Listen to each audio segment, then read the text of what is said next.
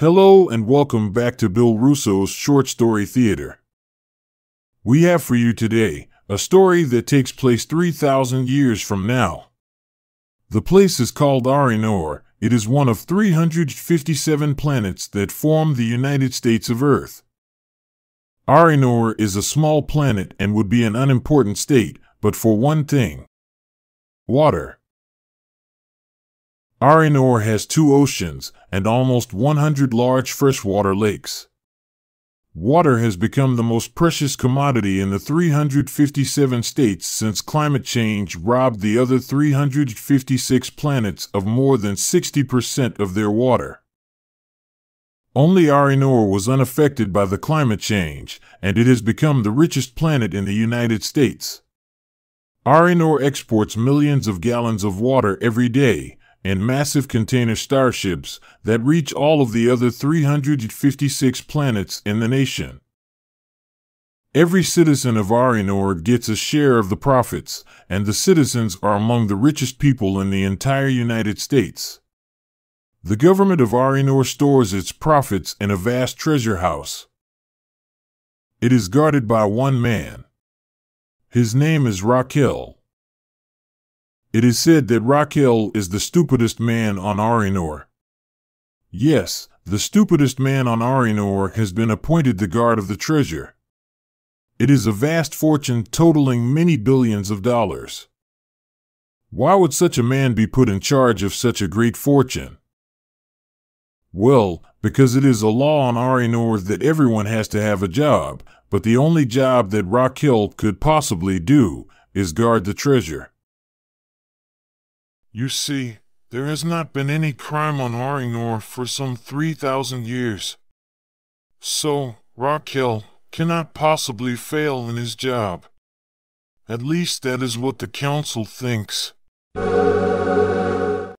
Chief Counsel, I've tried Raquel on a dozen things. There doesn't seem to be a thing he can do.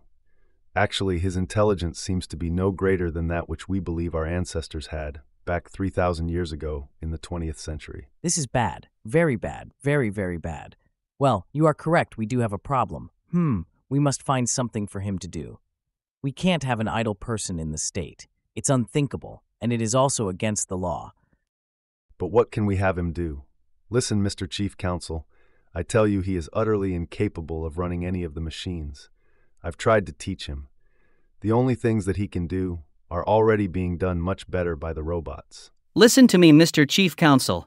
I have it! I tell you I have it! There is one thing that is perfect for him. Let's make him guard of the treasure. But there's no need of a guard. No one will touch the treasure without permission. You know very well that we haven't had a dishonest person in the state for more than 3,000 years. In those long 3,000 years, there has not been even one tiny crime. Listen, Chief, that's it exactly. There aren't any dishonest people, so there won't be anything for him to do. He will do nothing, but he will keep the law by having a job, and we will have solved the problem of his idleness. You might be correct. It might be a solution. At least a temporary one. I suppose we will have to find something else later on, but this will give us time to look for something. Hello! I am Raquel. You can call me Ra. And you just heard how I became the official guard of the treasure. They even gave me a badge. And nothing to do unless you count watching the key. The gates were kept locked, just as they were in the old days, but the large key hung beside them. Of course, no one wanted to bother carrying it around. It was too heavy. The only ones who ever used it were members of the council. As the man said, we haven't had a dishonest person in the state for thousands of years. Even I know that much. I have a secret that I cannot tell anybody about. In the first place, they'd never believe me. And if they did, I'd probably be punished for having her. Because we aren't allowed to have pets of any kind. It wouldn't have happened if they hadn't sent me way out there to work. But, you see, there are so many things I can't do. Now having this job left me with lots of time on my hands. That's how I happened to get her in the first place. I'd always wanted one, but pets were forbidden. Busy people didn't have time for them. So I knew I was breaking the law. But I figured that no one would ever find out. First, I fixed a place for her and made a brush screen so that she couldn't be seen by anyone coming to the gates. Then, one night, I sneaked into the forest and got her. It wasn't so lonely after that. Now I had something to talk to.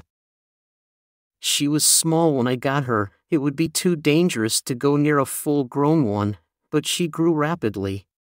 That was because I caught small animals and brought them to her.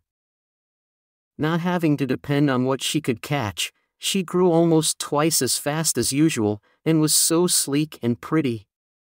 Really, she was a pet to be proud of. I don't know how I could have stood the 4 months there alone if I hadn't her to talk to. I don't think she really understood me, but I pretended she did, and that helped. Every 3 or 4 weeks, 3 of the council members came to take a part of the treasure or to add to it. Always 3 of them. That's why I was so surprised one day to see one man coming by himself. It was Grem. He was the one who persuaded the chief council to give me this job. I was happy to see him, and we talked for a while, mostly about my work and how I liked it. I almost told him about my pet, but I didn't, because he might be angry at me for breaking the law. Finally, he asked me to give him the key. Now listen carefully, Ra. You are doing great work here. I need the key, because I have been sent here by the council to get something from the treasure. I was unhappy to displease him, but I said, I am very, very sorry, Mr. Grimm. But I am not able to let you have it. You know I can't give you the key. There must be 3 members. That is the law, and you know that.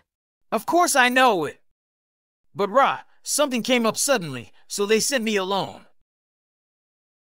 Now, let me have the key to the treasure. I shook my head. That was the one order they had given me. Never to give the key to any one person who came alone. Mr. Grimm became very angry. You are an idiot, Ra. You foolish simpleton. Why do you think I had you put out here?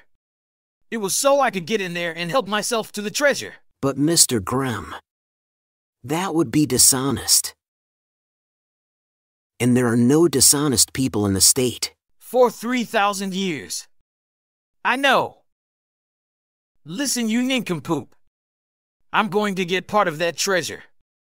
And it won't do you any good to report it, because no one is going to take the word of a fool like you against a respected council member. They'll think you are the dishonest one. Now, give me that key. It's a terrible thing to disobey a council member. But if I obeyed him, I would be disobeying all the others. And that would be worse. So I turned and looked at him and I said, No! No! No! Mr. Grimm's face turned red. He charged at me, and he threw himself upon me. For his size and age, he was very strong, stronger even than I. I fought as hard as I could, but I knew I wouldn't be able to keep him away from the key for very long. And if he took the treasure, I would be blamed. The council would have to think a new punishment for dishonesty. Whatever it was, it would be terrible, indeed.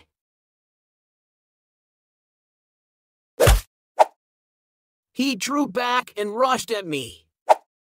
Just as he hit me, my foot caught upon a root, and I fell. His rush carried him past me, and he crashed through the brush screen beside the path. I heard him scream twice. Then there was silence.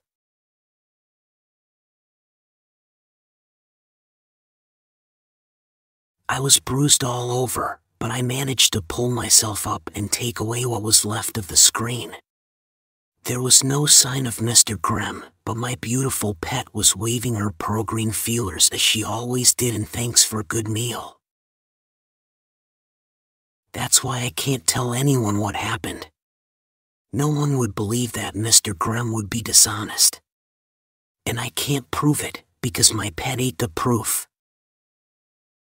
Even if I did tell them, no one is going to believe that a flycatcher plant, even a big one like mine, would actually be able to eat a man. So they think that Mr. Grimm disappeared. And I'm still out here, with her.